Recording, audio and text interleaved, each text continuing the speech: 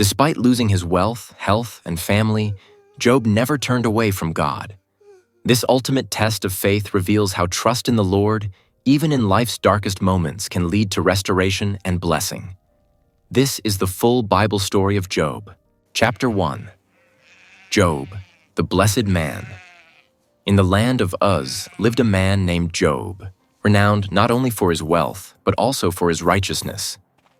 He was described as blameless and upright, one who feared God and shunned evil. Job was a man of integrity, the kind of person who lived his faith every single day, not just in public, but in private. His devotion to God was evident in how he treated his family, his servants, and even the strangers who passed by his land. Job's blessings were immense. He was the wealthiest man of the East, possessing vast herds of sheep, camels, oxen, and donkeys. He had a large household and many servants who worked under him. But beyond material wealth, Job had a precious family, 7 sons and 3 daughters. His children often feasted together, and Job, ever the intercessor, would rise early in the morning to offer burnt offerings for them, thinking, "Perhaps my children have sinned and cursed God in their hearts." This act revealed Job's deep reverence for God and his desire to keep his family under God's grace. But Job's life, filled with prosperity and peace, was about to be tested in a way that would shake him to the core. For in the heavenly realms, a conversation would take place that would alter Job's world forever. Chapter 2. The Heavenly Challenge. In the courts of heaven, angels gathered before the throne of God. Among them came Satan, the accuser, who roams the earth seeking to disrupt and destroy. God, who delights in the faithfulness of his servants, asked Satan, "Have you considered my servant Job? There is no one on earth like him. He is blameless and upright, a man who fears God and shuns evil." Satan smirked and replied, "Does Job fear God for nothing? Have you not placed a hedge of protection around him, his household, and everything he has? You have blessed the work of his hands, so his flocks and herds are spread throughout the land. But stretch out your hand and strike all that he has, and he will surely curse you to your face." God, confident in Job's faith, permitted Satan to test him but set boundaries. "Very well, everything he has is in your power, but on the man himself do not lay a finger." With this permission, Satan set out to unleash chaos on Job's life. Yet even in this cosmic challenge, God's sovereignty remained. Satan could only act within the limits God allowed. What followed would become one of the greatest tests of faith ever recorded. Chapter 3. The Sudden Calamities. One ordinary day turned into Job's worst nightmare. A messenger arrived breathless, reporting that raiders had attacked, killing servants and carrying off Job's oxen and donkeys. Before he could finish, another messenger rushed in. Fire from heaven had fallen, consuming Job's sheep and more servants. Then came a third, announcing that raiders had stolen Job's camels. And as if that were not enough, the final blow struck hardest. A great wind had collapsed the house where his children were feasting, killing all 10 of them. In the span of a single day, Job lost everything: his wealth, his workers, and his beloved children. The grief was unimaginable. He tore his robe, shaved his head, and fell to the ground. But rather than cursing God as Satan had predicted, Job uttered words that echoed through eternity. "Naked I came from my mother's womb, and naked I shall depart. The Lord gave, and the Lord has taken away. Blessed be the name of the Lord." Through unimaginable loss, Job worshipped.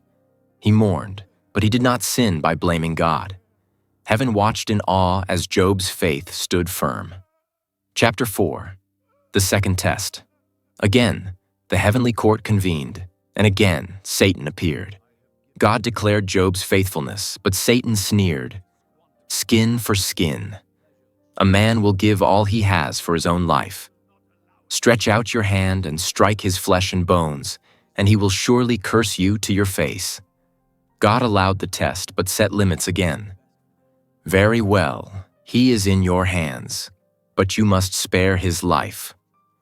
Satan struck Job with painful sores from head to toe. Job sat among ashes, scraping his skin with a piece of broken pottery, his body racked with pain. His wife, seeing his suffering, said bitterly, "Are you still maintaining your integrity? Curse God and die." But Job replied gently, yet firmly, "You are talking like a foolish woman. Shall we accept good from God and not trouble?" In all this, Job did not sin in what he said.